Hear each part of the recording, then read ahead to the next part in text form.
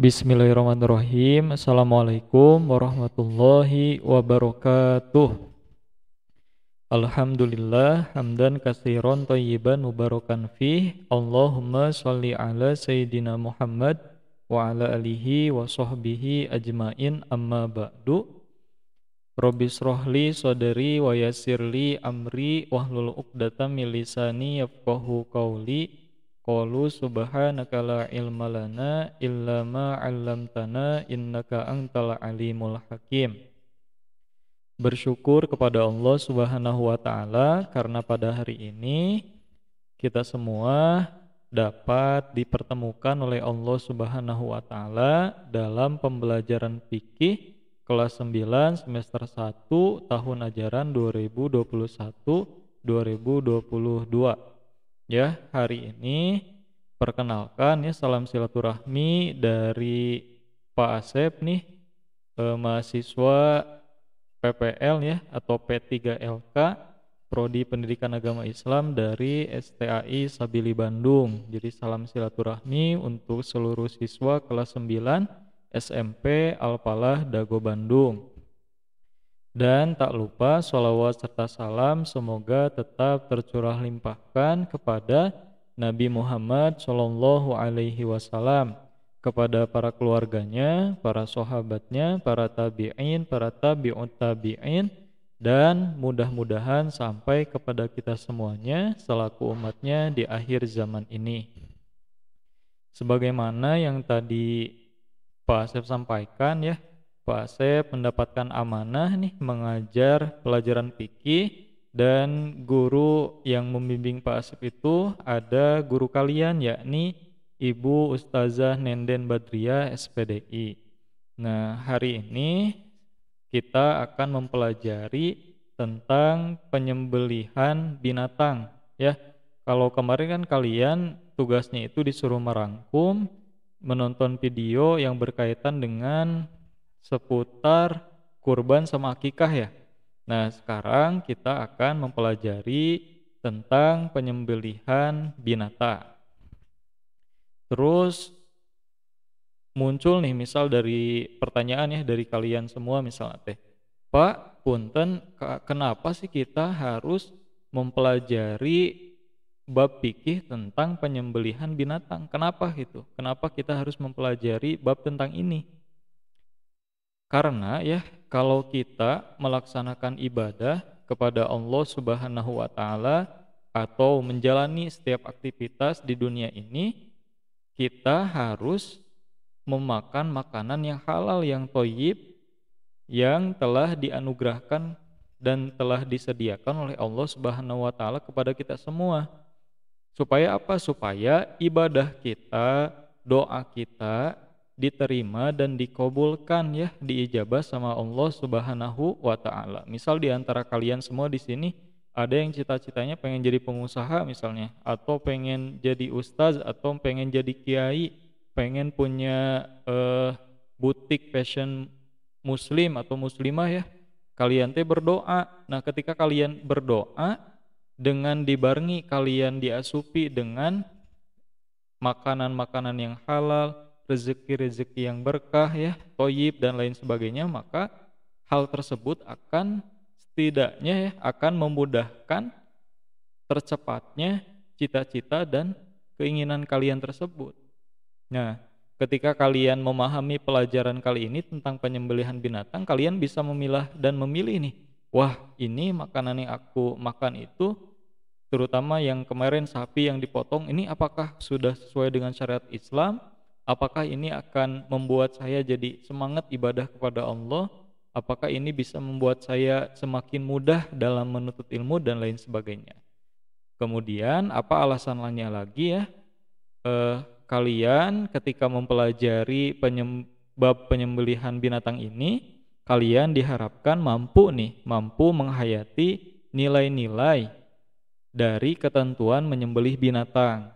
Kemudian kalian juga diharapkan mampu menjalankan sikap tanggung jawab dan berbuat baik sebagai implementasi dari pengalaman menerapkan menyembelih binatang menurut syariat Islam. Nah, kemudian diharapkan kalian juga mampu menerapkan ketentuan penyembelihan binatang. Karena kita nggak tahu masa depan nih. Misal di antara kalian ada yang jadi kiai, ada yang jadi ustadz nih. Kalian ketika nanti ada dalam fase hari raya kurban, kemudian ada dalam fase akikah, nah kalian diharuskan mampu menguasai hal-hal syariat Islam tentang penyembelihan binatang ini. Kemudian diharapkan kalian juga nanti mampu mempraktikkan hal-hal berkenaan dengan menyembelih binatang. Nah, seperti itu. Kemudian pembahasannya apa aja sih Pak Asep? Nah, pembahasan pertama yang akan dibahas adalah mengenai pengertian dari penyembelihan nih. Pengertian dari penyembelihan ini kalian juga bisa mendapatkannya di LKS yang sudah kalian miliki ya, LKS mata pelajaran fikih kelas 9. Nah, di sini dijelaskan menurut tinjauan bahasa, penyembelihan artinya memotong untuk menghilangkan nyawa nih. Kemudian sedangkan pengertian menurut syariat atau menurut istilah ya, penyembelihan binatang yaitu menghilangkan nyawa binatang yang pada akhirnya binatang tersebut bisa halal dimakan oleh kita semua. Nah, penyembelihan binatang ini menggunakan alat penyembelihan yang tajam seperti pisau, parang, dan golok. Agar apa itu? Agar hasil dari penyembelihan binatang tersebut halal untuk dimakan oleh kita semua menurut syariat Islam. Dan tadi bisa menyebabkan kita jadi tambah semangat ibadahnya, tambah semangat dalam menuntut ilmunya, segera diwujudkan cita-cita dan keinginannya. Kemudian setelah pengertian, ada hal-hal yang harus kalian pahami juga tentang syarat binatang yang disembelih nih. Di sini ada 2 syarat nih. Yang pertama, binatang tersebut halal, baik dari zatnya maupun cara memperolehnya. Misal binatang yang nggak halal kan ada babi, ada anjing, itu nggak halal nih. Zatnya juga nggak baik. Kemudian cara memperolehnya juga harus halal. Misal di antara kalian atau ayah ibu kalian nih misalnya pengusaha atau udah lama nabung lama ya untuk persiapan kurban nih. Nah, rezeki yang didapatkannya itu dengan cara yang halal, bisnis, usaha, misal ada yang ngajar jadi guru ayah ibunya. Nah, ketika kalian orang tua kalian mendapatkan rezeki tersebut, nah bisa rezeki tersebut digunakan untuk membeli binatang yang akan disembelih. Kemudian yang kedua nih, binatang tersebut masih dalam keadaan hidup ya. Binatang yang mati bukan hasil penyembelihan sama saja dengan bangkai. Jadi ya harus kita harus memilih binatang yang masih hidup. Nah, kayak gitu ya, itu adalah syarat binatang yang disembelih. Kemudian nih di sini ada syarat alat nih, alat yang digunakan untuk menyembelih nih. Yang pertama apa aja sih syaratnya? Nih, ada gambarnya. Ini pisau, kemudian ada golok juga dan lain sebagainya. Nah, biasanya di Indonesia itu sering menggunakan golok. Ada yang pakai golok Borneo, kemudian ada yang kalau kalian nonton ya contoh-contoh penyembelihan di YouTube pasti banyak nih. Ada yang tinggal kayak nggak pakai tenaga gitu, langsung sembelihan itu cepet, langsung gitu cepet. Nah, kenapa itu? Ya karena itu memang disyariatkan gitu, diharuskan oleh syariat Islam harus kayak begitu gitu, agar binatang yang disembelihnya itu mati langsung gitu, nggak menyakiti terlalu lama gitu, jangan sampai alat yang digunakannya itu tumpul gitu. Nah, jangan sampai kayak gitu ya. Nah, di sini juga kan dijelaskan tajam sehingga tidak terlalu menyakiti. Kemudian yang kedua nih, tidak tumpul tadi dan tidak runcing dengan ukuran standar nih. Kalau tumpul dan runcing ini ketika menyembelih domba misal atau unta atau sapi nih, wah itu kasihan binatangnya kalau tumpul kayak gitu. Alat yang digunakan untuk disembelih, kasihan binatangnya. Kemudian yang ketiga nih, terbuat dari besi baja dan sejenisnya. Kemudian di sini alat untuk menyembelihnya itu bukan gigi nih. Kan kalau zaman dulu ya, kalau di sejarah masa prasejarah kan orang-orang itu, jadi orang-orang masa prasejarah itu menggunakan alat-alat yang ada di alam nih untuk menyembelih apapun, untuk membuat apapun nih, pakai gigi ya, gigi binatang misalnya ditajamkan, meskipun nggak bakalan setajam pisau, nggak bakalan setajam golok yang terbuat dari besi dan baja nih. Nah itu nggak boleh tuh. Apalagi menggunakan tulang binatang, nggak bakalan menyakiti binatang, bakalan lama matinya binatang. Apalagi memakai kuku di sini. Bahkan terkait alat penyembelihan ini, Rasulullah Shallallahu Alaihi Wasallam bersabda nih, apa saja dapat mengalirkan darah dan disebut nama Allah maka boleh kamu makan, bukan gigi dan kuku nih. Dan aku akan beritahukan kepada kalian tentangnya. Adapun gigi itu adalah tulang. Nah, sedangkan kuku itu adalah senjata orang Habsyi ya atau Habasyah. Nah, dalam syariat Islam nggak boleh nih tadi pakai gigi, pakai tulang atau kuku ya kayak gitu, karena sudah disyariatkan oleh ajaran agama Islam itu ya ini memakai pisau yang tajam atau golok yang tajam ya seperti itu. Kemudian nih yang selanjutnya ada syarat-syarat, ternyata ada syarat-syarat orang yang mampu menyembelih binatang. Gak bisa sembarang orang nih yang menyembelih binatang. Misal di antara kalian tadi yang di kemarin ya, bulan Zulhijjah kemarin, hari raya Idul Adha, kalian teh beli sapi domba, yang menyembelihnya itu yang pertama bukan orang Islam. Gak bisa nih, walaupun orang tersebut misalnya orang non muslim ya, jago dalam menyembelih binatang, cepet, punya alat yang tajam, tetap gak bisa. Karena yang pertama harus orang yang beragama Islam. Terus yang kedua, ketika menyembelih harus menyebut asma Allah Subhanahu wa taala. Apa contohnya Pak Asep? Ya membacakan lafaz basmalah, bismillahirrahmanirrahim, atau yang sering kita dengar, sering kita pelajari ya di pengajian di madrasah-madrasah. Kalau kalian masih mengaji ya di rumah, ada yang bacanya itu bismillahi Allahu Akbar, sembelih langsung. Nah, kemudian syarat orang yang menyembelih nih, 3, berakal sehat. Orang gila nggak bisa, nggak boleh orang gila nggak boleh menyembelih binatang ya. Orang gila nggak boleh menyembelih binatang. Di sini syaratnya berakal sehat. Walaupun orang gila tersebut misalnya kemana-mana bawa pisau, misalnya kemana-mana bawa golok, ada sapi langsung disembelih ku orang gila tehnya misalnya teh, nggak bisa kayak gitu. Syarat orang yang menyembelih binatang itu yaitu harus berakal sehat. Nah, kemudian yang keempat, harus sudah mumayyiz. Mumayyiz itu apa? Mumayyiz itu adalah mampu membedakan antara yang benar dan salah. Kayak gitu. Kemudian nih, apalagi nih? Nah, ini sekarang pembahasan yang sangat harus dijelaskan secara rinci nih. Berkaitan dengan tata cara penyembelihan binatang ini nih. Yang pertama nih, jadi ada 2 nih tata caranya. Yang pertama ada penyembelihan binatang secara tradisional. Yang kedua ada secara mekanik nih penyembelihan binatang ini.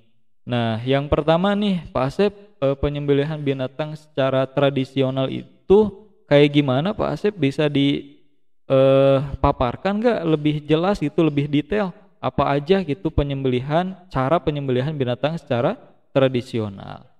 Yang pertama nih, syarat dari binatang yang disembelih secara tradisional yaitu binatangnya itu harus yang jinak. Kemudian binatang liar juga bisa nih, termasuk binatang yang jatuh ke dalam lubang. Nah, yang pertama tata cara penyembelihan binatang yang jinak nih ya, dengan menggunakan tata caranya itu secara tradisional. Yang pertama nih, untuk binatang yang jinak, menyiapkan lubang untuk penampungan darah. Nah contoh nih ada di gambar kalian ya, di depan layar kalian nih. yang ada 4 orang nih mau menyembelih sapi nih, contohnya kayak gitu. Ada di bawahnya tuh menggali tanah. Yang kedua, menyiapkan peralatan yang akan digunakan untuk menyembelih, misalnya tadi golok atau pisau atau yang lainnya. Kemudian yang ketiga, binatang yang akan disembelih diarahkan ke kiblat nih, ya, harus ke kiblat. Lambung kiri berada di bawah. Kemudian yang keempat, leher binatang yang akan disembelih ya diletakkan persis di atas lubang penampungan darah. Tuh, seperti contoh nih, persis banget nih di atas lubang ya kepalanya atau leher binatang tersebut. Kemudian kaki binatang itu dipegang kuat-kuat atau bila perlu diikat dan kepalanya ke bawah sehingga tanduknya menancap ke tanah apabila ada tanduknya ya. Sapi tersebut yang tanduknya panjang ya misalnya, kan ada yang tanduknya kecil sapi itu kan. Kemudian yang keenam, sebelum memulai menyembelih mengucap basmalah tadi, bismillahirrahmanirrahim atau bismillahi Allahu akbar. Penyembelihan harus tepat pada leher binatang nih, sehingga jalan makan, minum, napas dan urat nadi kanan kiri pada leher binatang tersebut putus dengan sempurna. Kayak gitu. Terus nih, Pak Asep punten nih, kalau binatangnya yang liar nggak jinak gimana caranya? Nah, ini dapat dilakukan penyembelihannya itu ya, atau cara menyembelihnya itu bisa dilakukan pada bagian mana saja dari binatang tersebut. Ya, misal bagian perutnya misalnya atau bagian apanya gitu ya. Nah, karena binatang tersebut nggak bisa kita kendalikan karena binatang tersebut binatang yang liar. Nih bagian yang disembelih misal tadi kan ada leher, ada perut, ada kaki misalnya atau bagian-bagian badan yang lainnya. Kemudian berkaitan dengan ini Pak Asep nih, apakah ada kisah dulu binatang yang berontak gitu ya, binatang yang ketika mau disembelihnya itu yang enggak jinak gitu. Apakah ada contoh zaman dulu? Ada nih dari penuturan dari hadis Rasulullah Shallallahu Alaihi Wasallam yang dijelaskan di sini dari Rofi, ia berkata kami bersama Rasulullah Shallallahu Alaihi Wasallam dalam suatu perjalanan ya, tiba-tiba berontaklah kabur seekor unta milik suatu kaum. Sedangkan mereka tidak menunggang kuda untuk mengejarnya. Maka seorang laki-laki telah melempar dengan anak panahnya dan matilah unta itu. Maka Nabi SAW bersabda, sungguhnya binatang ini mempunyai tabiat ya atau kebiasaan memberontak ya, liar gitu binatang ini teh. Sebagaimana tabiat binatang liar. Terhadap binatang seperti ini berbuatlah kamu demikian ya. Tuh, seperti tadi bisa dipanah kayak gitu ya, di bagian perutnya atau bagian lehernya. Kemudian nih, sekarang ada tata cara penyembelihan binatang secara mekanik ya. Berkebalikan dengan tadi dengan cara tradisional. Yang penyembelihan dengan cara mekanik ini biasanya menggunakan alat-alat yang modern. Kayak gitu. Caranya gimana Pak Asep? Yang pertama nih, mempersiapkan peralatan untuk menyembelih. Nih contohnya nih, ada di animasi yang Pak Asep tampilkan ya di layar kalian. Nih kayak gini contohnya secara mekanik. Kemudian tetap nih ketika menyembelih binatang ada hal-hal yang harus dipersiapkan agar yaitu binatang yang disembelihnya itu dapat halal dimakan oleh seluruh umat manusia, terutama umat muslim nih, agar ibadahnya semangat, menuntut ilmunya semangat. Kemudian yang kedua, binatang dimasukkan ke dalam ruangan tertentu yang sudah dipenuhi gas sampai binatang tersebut tidak sadarkan diri atau pingsan. Kayak gitu ya. Kemudian yang ketiga nih, sebelum memulai menyembelih, ucapkanlah lafadz basmalah tadi, bismillahirrahmanirrahim atau bismillahi Allahu akbar. Kemudian binatang yang telah pingsan tersebut ya disembelih dengan peralatan penyembelihan yang sudah disediakan. Kayak gitu. Kemudian penyembelihan dengan alat modern ini diperbolehkan ya oleh para alim ulama selama memenuhi persyaratan dan adab penyembelihannya. Dan dagingnya pun halal untuk dimakan. Ya. Kemudian nih, apalagi pembahasannya Pak Asep tentang penyembelihan binatang ini nih. Ini ternyata ada kewajiban ya yang harus dilakukan dalam menyembelih binatang. Ya, ini dalam gambar yang kalian lihat ya. Di sini ada bagian-bagian yang harus yang harus terkena gitu oleh orang yang menyembelih. Ya, apa aja nih bagiannya nih? Apa aja yang harus yang diwajibkan dalam penyembelihan binatang ini ya bagi orang yang menyembelih? Yang pertama nih, penyembelihan binatang itu pada pangkal lehernya nih, pada pangkal leher atau di bagian tenggorokan bagian bawah leher. Nah, nanti juga sama Pak Asep bakalan ditampilkan ya contoh dari seorang ustadz ternama ya, Ustadz Hanan Ataki yang sedang menyembelih binatang nih. Nanti akan ditampilkan di akhir. Kemudian yang kedua harus memotong tenggorokan binatang atau jalan pernapasannya. Bahasa Arabnya itu al-hulqum ya. Yang ketiga harus memotong kerongkongan atau jalan pernapasan. Bahasa Arabnya itu al-muri ya. Kemudian yang keempat nih harus memotong 2 buah urat nadi kanan ya dan kiri agar binatang tersebut cepat mati ya. Kemudian harus menyebut nama Allah dan tidak menyertakan selainnya. Tadi bismillahirrahmanirrahim atau bismillahi Allahu akbar. Kemudian nih pembahasan yang selanjutnya ada sunnah dalam menyembelih binatang ya. Kemudian apa aja sunnah-sunnah tersebut? Yang pertama membaca sholawat atas Nabi Muhammad Shallallahu Alaihi Wasallam. Kemudian persiapan ya, sebagai persiapan menajamkan alat penyembelihannya ya, bisa diasah dulu nih supaya lebih tajam. Kemudian yang ketiga menghadap kiblat ya. Kemudian yang keempat memotong 2 buah urat nadi kanan dan kiri agar binatang cepat mati. Tadi ya ada dalam kewajiban penyembelih binatang ya ketika mau menyembelih. Kemudian yang kelima nih ada meletakkan rusuk kiri binatang yang disembelih di sebelah bawah agar proses penyembelihan mudah dan berjalan lancar. Nah, pembahasan terakhir yaitu ada hal-hal yang dimakruhkan ya dalam menyembelih binatang.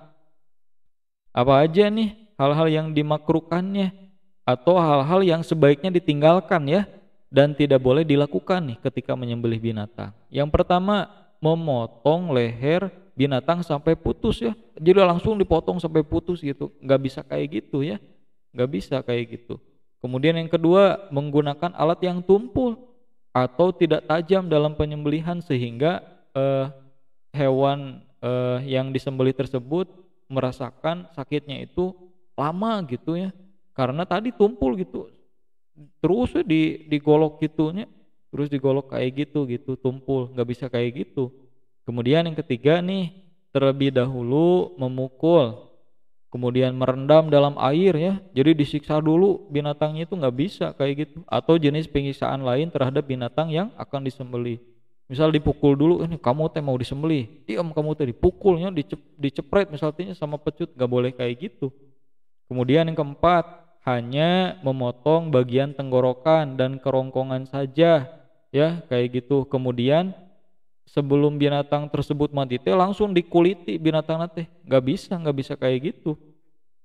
Jadi mau menguliti kulit binatang itu ya harus total mati dulu binatang tersebut baru dikuliti ya kayak gitu. Nah, sekian ya penjelasan dari Pak Asep berkaitan dengan bab fikih materi tentang penyembelihan binatang ya. Semoga bermanfaat untuk kalian ya. Semoga bisa diambil hikmah dan pelajarannya untuk kalian dan kalian juga mampu memahami apa yang tadi Pak Asep sampaikan ya. Kayak gitu. Dan tadi Pak Asep juga memohon kerjasamanya ya kepada kalian semua agar kalian tetap semangat nih belajar di rumahnya, mengerjakan tugas dari guru ya, niatkan ibadah karena Allah ya, niatkan ibadah karena Allah ketika mengerjakan tugas agar nanti di akhirat kelak kalian mendapatkan balasan yang indah ya dari Allah Subhanahu wa taala. Dan kalian ketika hidup di dunia ini juga senantiasa mendapatkan rahmat ya, kasih sayang dari Allah, maghfirah atau ampunan dari Allah Subhanahu wa taala, terutama mendapatkan ridho dari Allah Subhanahu wa taala.